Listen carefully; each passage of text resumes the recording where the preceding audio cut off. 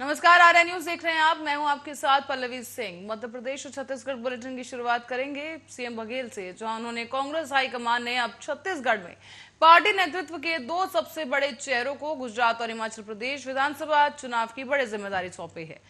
इसी क्रम में मुख्यमंत्री भूपेश बघेल को हिमाचल प्रदेश चुनाव में पार्टी का सीनियर ऑब्जर्वर बनाया गया है, जबकि स्वास्थ्य मंत्री टीएस सिंहदेव को गुजरात विधानसभा चुनाव में ऑब्जर्वर की जिम्मेदारी मिली है।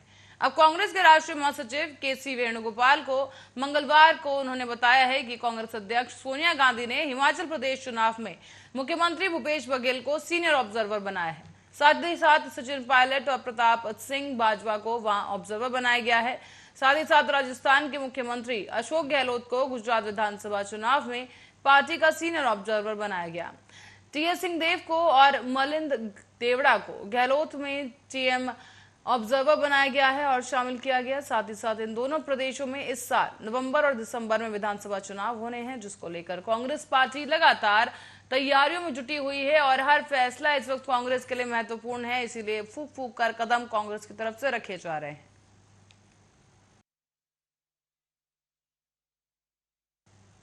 और इस बीच मध्य प्रदेश के गृह मंत्री नरोत्तम मिश्रा ने एक ट्वीट कर गुरु पूर्णिमा की सभी को बधाइयां दी हैं। उन्होंने एक ट्वीट किया है और लिखा कि गुरु ब्रह्मा गुरुर विष्णु गुरुर्देवो महेश्वरा गुरु साक्षात परम ब्रह्मा तस्मै श्री गुरुवे नमः। गुरु पूर्णिमा के अवसर पर समस्त गुरुजनों और देशवासियों को हार्दिक बधाई और शुभकामनाएं। दरअसल आपको बता दें कि आज पूरा देश गुरु पूर्णिमा मना रहा है और अपने गुरुओं को याद कर रहा है। इसी क्रम में नरोत्तम मिश्रा ने भी गुरुओं को याद करते हुए एक प्यारा सा ट्वीट लिखा है और सभी देशवासियों को गुरु पूर्णिमा की बधाइयां दी।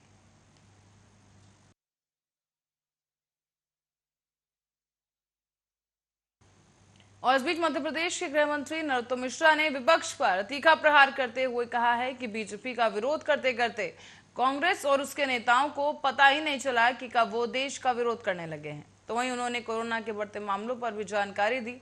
इस दौरान उन्होंने क्या कुछ कहा, आप भी सुनिए।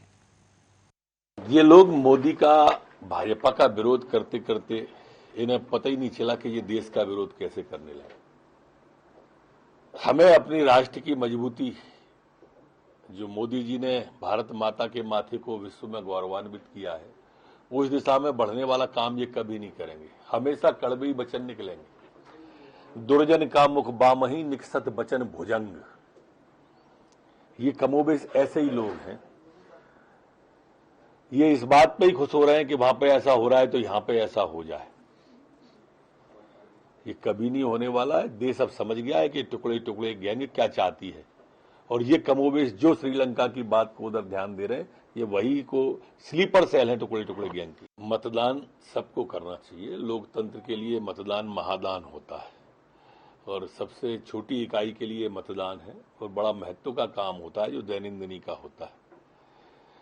गलती किससे हुई, क्या हुई, क्यों हुई, ये कल के बाद भी देखा जा सकता है, लेकिन पहले हमें सबको, सम्मानित मीडिया बंधुओं को भी, सम्मानित जनप्रतिनिधियों को भी और अधिकारियों को भी, सबको लग के मतदान का प्रतिशत कल बढ़ाना चाहिए। देखिए, कमलनाथ जी की उम्र रेस की नहीं है, रेस्ट की है, पर उनकी जिंदा दिली को सलाम है।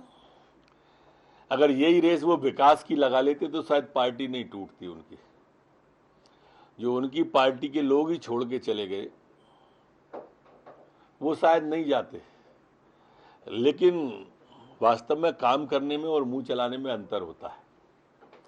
जहां तक सवाल आपने कल बताया कि कांग्रेस ने प्रेस की थी और विकास बताए थे, ये सारे विकास उनके कागज पर ही आए थे, इसलिए उनने कागज बताए थे। जमीन पर कोई विकास रहा होता तो कांग्रेस नहीं टूटी होती। उनने बताया कि विकास कागज पे ही था। 2 लाख का 10 दिन में कर्जा माफ हुआ नहीं किसी का, कागज पे था उनका 4000 का। इस पे छोड़ के बाकी पे बोलते हैं। जनता है, पब्लिक है, ये सब जानती है आदरणीय कमलनाथ जी। हमारी मान्यता तो ऐसी है कि जिस पार्टी का परमेश्वर में तनिक विश्वास हो, उसका पंचों में क्या विश्वास होगा। हम जिस संस्कृति से आते हैं उसमें हम पंच को परमेश्वर मानते हैं। उनका इस चुनाव में मतदान नहीं करना कि दोनों आपके पक्ष के थे, आप परिचित थे, तो क्या आप इस हुनर को जो आपने इसमें अपनाया है नाराजगी के कारण से, इस परंपरा को आप लोकसभा और विधानसभा में भी जारी रखेंगे कमलनाथ जी? कल शाम से अभी तक जो बारिश हमारी 16 जिलों की है, वहाँ स्थिति पूरी तरह से सामान्य है, नियंत्रण में है। हमारी जो फोर्स है, चाहे वो पुलिस की हो, चाहे एसडीआरएफ की हो, होमगार्ड के जवानों, सभी को अलर्ट मोड पर रखा हुआ है। मां नर्मदा और बेतवा दोनों के किनारों को भी हमने खाली कराने का बोला है और उन सबको भी अलर्ट मोड पर रखा है। टोल फ्री नंबर हमने कल जारी कर दिए। कहीं भी कोई दिक्कत जल भराव की, बाढ़ की आती है तो 1070, 1079 ये 2 toll free number Madhya Pradesh के जारी किए। आप सबसे भी प्रार्थना है कि इन नंबरों को थोड़ा लोगों तक पहुंचाने में हमारी मदद करें।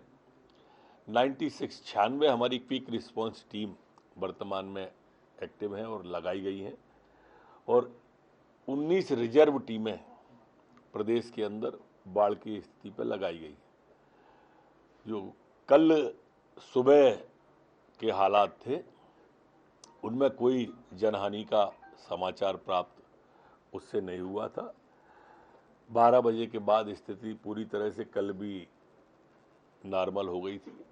हाईटेक टेक्नोलॉजी का प्रयोग पूरी की पूरी इस सिस्टम में बाढ़ वाले में किया जा रहा है और एक राज्य स्तरीय बाढ़ नियंत्रण कक्ष भी बनाया हुआ है। पिछले 24 घंटे में मध्य प्रदेश में कोरोना के 116 नए प्रकरण आए हैं, जबकि 97 लोग 97 लोग ठीक होकर अपने अपने घरों की ओर, गंतव्य की ओर गए।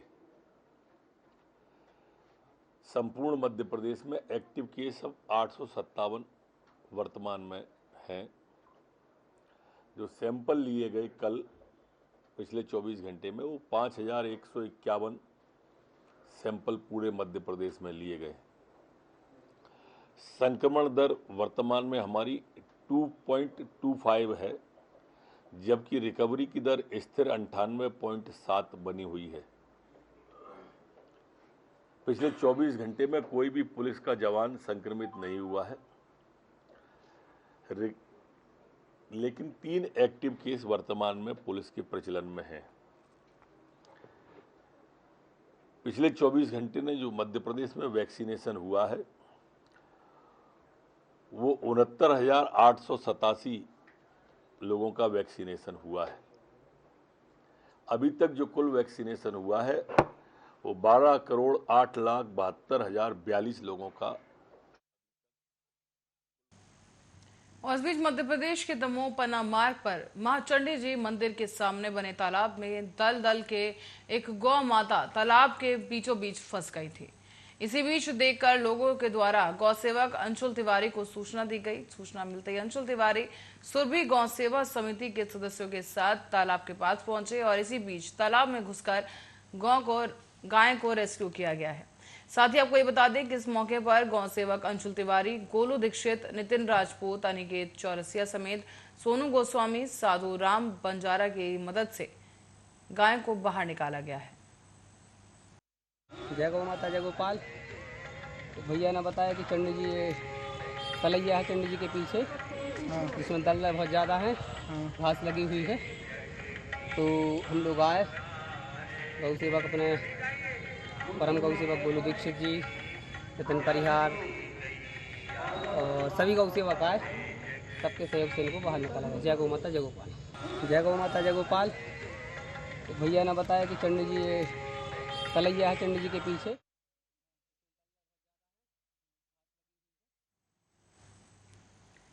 मध्य प्रदेश की सबसे बड़ी नदी नर्मदा के बहाव को लेकर इन दिनों एक हवा चली है कि नर्मदा पश्चिम से पूर्व की ओर पलटकर बहने लगी है और युगों युगों से नर्मदा की अविरल धारा पूर्व से पश्चिम की ओर बहती चली आ रही है। दरअसल आपको बता दें कि अमरकंटक के साथ निकलकर समंदर में समा रही हैं और आज भी नर्मदा की धारा पूर्व से पश्चिम की ओर जा रही है।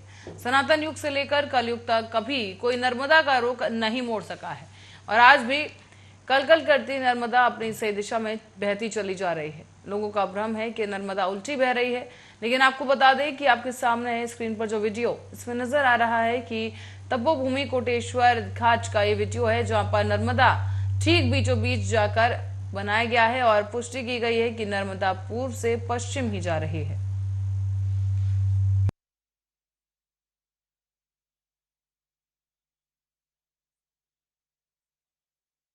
नहीं, ये गलत धारणा है। अमरकंटक से शहडोल जिले से जो मां नर्मदा निकली है तो पूर्व से पश्चिम की ओर ही निकल रही है। जो भ्रांतियां फैला रहे वो गलत है। ये कभी संभव हुआ नहीं। सनातन काल से चलता आ रहा है कि पूर्व से पश्चिम की ओर ही जा रही है। तो ये जो अफवाहें फैला रहे वो गलत है। और मां नर्मदा तो कई वर्षों से इधर से ही बहती जा रही है, तो इस टाइप की जो भ्रांतियां फैला रहे वो गलत बात है।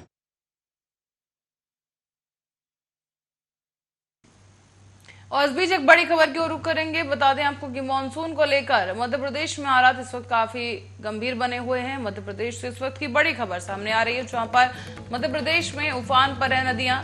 कई हिस्सों में भारी बारिश की चेतावनी भी जारी कर दी है और साथ ही साथ आपको ये भी बता दें कि मध्य प्रदेश के कई जिलों में भारी बारिश के चलते लोगों को काफी समस्याओं का सामना करना पड़ रहा है। जलभराव की स्थिति उत्पन्न हो चुकी है। साथ ही साथ नगर निगम की पोल भी खुल चुकी है, क्योंकि लगातार हो रही बारिश की वजह से नगर निगम की पोल खुल गई है और कई इलाकों में जलभराव की समस्या देखने को मिल रही है। मध्य प्रदेश में नदियां उफान पर हैं और इसके चलते नदी किनारे बसे गांव में ग्रामीणों को काफी समस्याओं का सामना करना पड़ रहा है। बताया जा रहा है कि कई घरों में पानी जा चुका है। नालों की सफाई ना होने की वजह से भी घरों में पानी भर चुका है और साथ ही साथ जो सड़कें हैं वो अब तालाब की तरह बन चुकी हैं, क्योंकि सड़कों पर भारी जल भराव देखा गया। मध्य प्रदेश में नदियों के उफान पर आने की वजह से ये भारी समस्या उत्पन्न हो गई है। बताया जा रहा है कि कई हिस्सों में भारी बारिश की चेतावनी भी मौसम विभाग की तरफ से जारी कर दी गई है।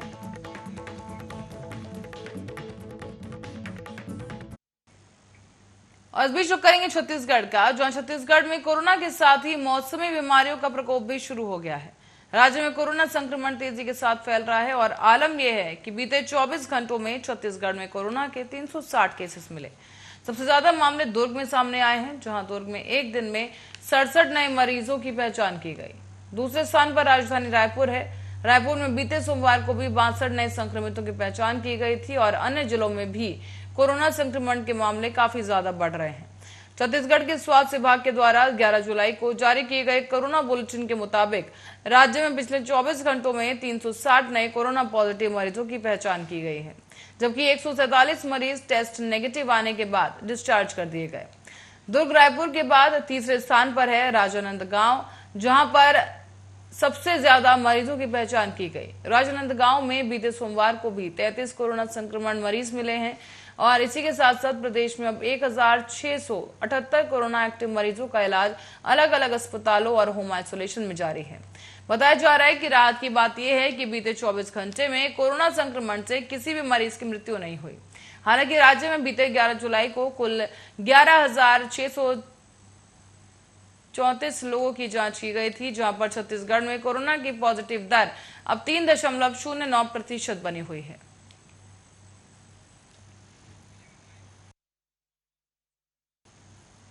और अब बढ़ेंगे दमोह जिले की ओर, जहां पर हटा में जैसे ही सुबह सुबह मतदान प्रारंभ हुआ है, दो पक्षों के बीच जमकर विवाद हो गया।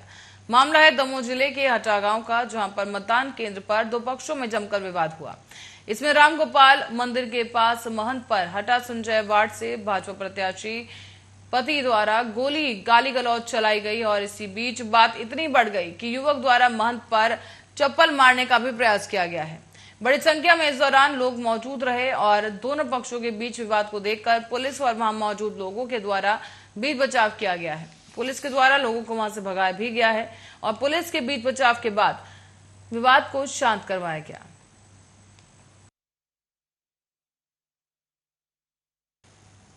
और इस बीच मध्य प्रदेश के पूर्व मुख्यमंत्री और वरिष्ठ कांग्रेसी नेता कमलनाथ द्वारा नगर निगम चुनाव में वोट नहीं डालने वाले सीएम शिवराज सिंह के बयान पर और आरोपों पर पलटवार करते हुए अपनी सफाई दी गई है।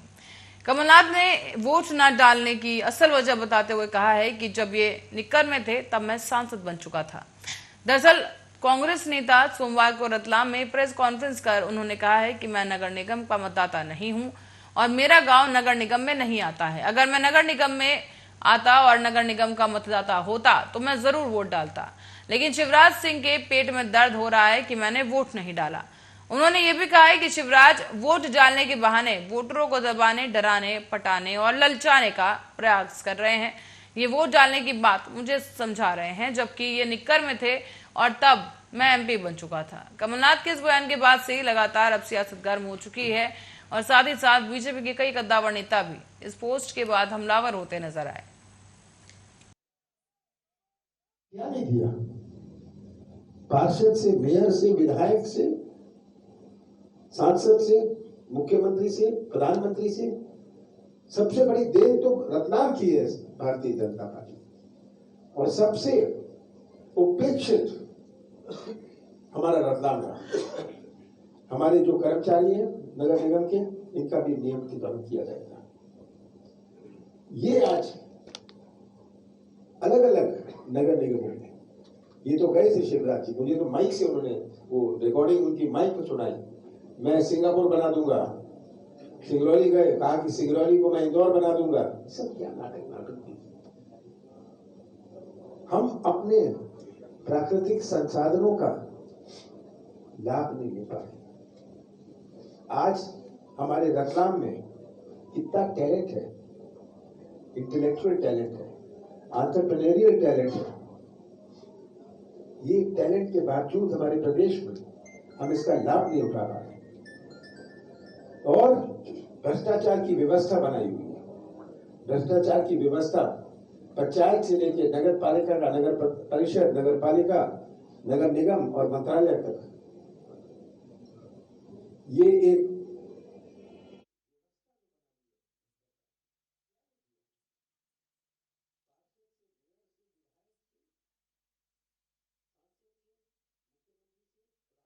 और इस बीच रुक करेंगे भोपाल की ओर, जहां से एक बड़ी खबर सामने आ रही है। बता दें आपको कि भोपाल में बारिश के चलते हालात काफी बिगड़ चुके हैं। बारिश के चलते बिगड़े हालात को लेकर सिंधिया ने भी एक पोस्ट किया है। बता दें आपको कि लगातार हो रही बारिश की वजह से और जैसे ही मानसून की एंट्री हुई, मध्य प्रदेश में बारिश के चलते हालात काफी नाजुक बने हुए हैं।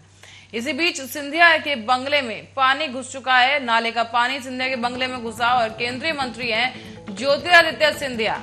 साथ ही आपको ये बता दें कि इसकी वजह से घर का सामान काफी खराब हो चुका है। मध्य प्रदेश में इस वक्त बारिश की वजह से जल भराव की समस्याएं लगातार सामने आ रही हैं और इसी कारण अब केंद्रीय मंत्री को भी इस भारी बारिश का खामियाजा भुगतना पड़ा है। बताया जा रहा है केंद्रीय मंत्री ज्योतिरादित्य सिंधिया के बंगले में पानी घुस चुका है। नाले का पानी है जो सिंधिया के बंगले में घुसा और इसकी वजह से काफी सामान नष्ट हो चुका है, काफी सामान को नुकसान पहुंचा है। बताया जा रहा है कि भोपाल में इस वक्त बारिश के चलते हालात काफी बिगड़ चुके हैं। बताया जा रहा है कि मानसून की एंट्री के बाद से ही बारिश की वजह से जल भराव की स्थिति बन चुकी है और इसी बीच कई लोग ऐसे हैं जिनके घरों में नाले का पानी घुस चुका है और बारिश के चलते जल भराव की स्थिति भी उत्पन्न है और इस बार इसका खामियाजा भुगतना पड़ा है केंद्रीय मंत्री ज्योतिरादित्य सिंधिया को, जिनके बंगले में पानी घुस चुका है। नाले का ये पानी बताया जा रहा है जो बारिश के कारण नाले उफान पर आए और ये पानी ज्योतिरादित्य सिंधिया के बंगले में घुसा और पानी घुसने की वजह से काफी सामान वहां पर खराब हो चुका है। और इस बीच मध्य प्रदेश में आदिवासियों पर हो रहे अन्याय और अत्याचार पर रोक लगाने की मांग को लेकर महामहिम राज्यपाल के नाम पर आम आदमी पार्टी के द्वारा पेटलावाद तहसीलदार जगदीश वर्मा को एक ज्ञापन सौंप दिया गया है। इस बीच आपको बता दें कि आम आदमी पार्टी जिला संगठन मंत्री दिनेश नगामा की ओर से बताया गया है कि मध्य प्रदेश में आदिवासियों की 15% से अधिक संख्या है और इनकी गरीबी और अज्ञानता और कमजोर सामाजिक स्थिति का लाभ उठाकर आदिवासियों पर लगातार हमले शारीरिक और मानसिक, आर्थिक और सामाजिक रूप से प्रताड़ित किया जा रहा है। इस पर अब प्रदेश में शासन प्रशासन का नियंत्रण नहीं है। इस पर आम आदमी पार्टी के द्वारा मांग की जा रही है कि अगर इस तरह की घटनाओं पर तत्काल रोक नहीं लगाई जाती तो ऐसी स्थिति में आम आदमी पार्टी के द्वारा धरना प्रदर्शन किया जाएगा। साथ ही साथ इस दौरान आंदोलन करने की भी चेतावनी दी गई है। मध्य प्रदेश में जो आदिवासियों पर घटना हो रही है उस घटना के बारे में जानकारी देने आए और महामहिम राज्यपाल महोदय जी के नाम पर ज्ञापन दिया जाएगा। और इसमें हमारी मांग यह है कि आदिवासियों पर जो अत्याचार हो रहे हैं उसके ऊपर प्रशासन कोई ध्यान नहीं दे रहा और इसके विरुद्ध हम लोग कड़ी निंदा करते हैं। अगर ये और इस बीच राजधानी भोपाल में बारिश की वजह से 100 से ज्यादा कॉलोनियों में जल भराव और 20 से ज्यादा सड़कें पानी में डूब चुकी हैं। इसके लिए नगर निगम के कामकाज के साथ ही अब सत्ताधारी बीजेपी के विकास के दावों पर भी सवाल खड़े हो रहे हैं। बताया जा रहा है कि भोपाल नगर निगम में पिछले 5 सालों में नालों की सफाई, ड्रेनेज और सीवरेज सिस्टम पर 500 करोड़ से ज्यादा रुपए खर्च किए जा चुके हैं, लेकिन बावजूद इसके शहर पानी पानी हो चुका है। बारिश के पहले नालों और नालियों की साफ सफाई में खानापूर्ति की गई है और यही कारण है कि बारिश होने के बाद से ये सच्चाई खुल गई और नाले जो है इस वक्त उफान पर हैं। बताया ये भी जा रहा है कि बारिश में पानी भरने वाली जगहों पर नाला निर्माण के प्रोजेक्ट कागजों से बाहर ही नहीं आ पाए। निगम के अधिकारी नालों पर अतिक्रमण को हटाने का लेकर जो है उदासीन रहे और इसी कारण नाले संकरी होते जा रहे हैं। यही कारण है कि कई इलाकों में बरसात का पानी निकलने के लिए जगह ही नहीं बची और इसके कारण अब कॉलोनियों में पानी भर चुका है। और इस बीच नक्सल प्रभावित राज्य छत्तीसगढ़ में सुरक्षा बलों पर कई घातक हमलों में शामिल एक नक्सली दंपति ने आत्मसमर्पण कर दिया है। दरअसल सुकमा के पुलिस अधीक्षक सुनील शर्मा ने इसकी जानकारी दी और बताया है कि पति पत्नी दोनों ही कई नक्सली घटनाओं में वांछित थे और दोनों पर 5-5 लाख रुपए का इनाम घोषित किया गया था। सुकमा के पुलिस अधीक्षक सुनील शर्मा ने बताया है कि मतकम हिजमा और उनकी पत्नी कुरुम हुंगी छत्तीसगढ़ के सुकमा जिले में सुरक्षा बलों पर कई घातक हमलों में शामिल थे। ये भी बताया गया है कि मतकम और उनकी पत्नी कुरुम हुंगी दोनों प्रतिबंधित भकपा की केकेबीएन डिवीजन के क्षेत्रीय समिति के सदस्य हैं और नक्सल विचारधारा से मोह भंग होने के कारण इन दोनों ने ही आत्मसमर्पण कर दिया है।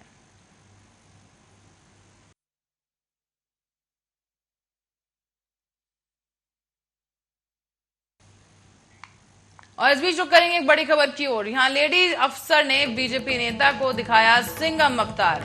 बताया जा रहा है कि एसडीएम निधि सिंह ने पूर्व विधायक को लताड़ लगाई है। पूर्व विधायक शांतिलाल दबाई को ये लताड़ लगाई गई, कहा कि दम हो तो नौकरी से निकलवा देना।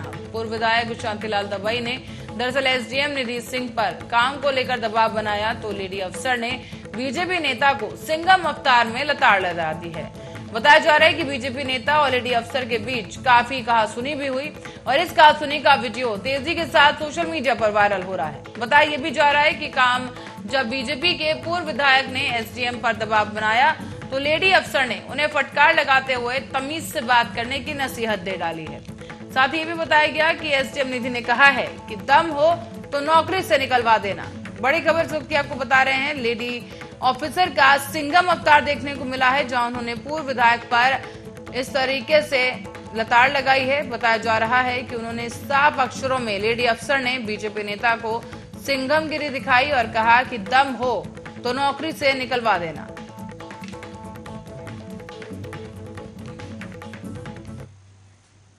और इसी खबर के साथ ही छत्तीसगढ़ और मध्य प्रदेश पुलिस में फिलहाल के लिए इतना ही। देखते रहिए आर्या न्यूज।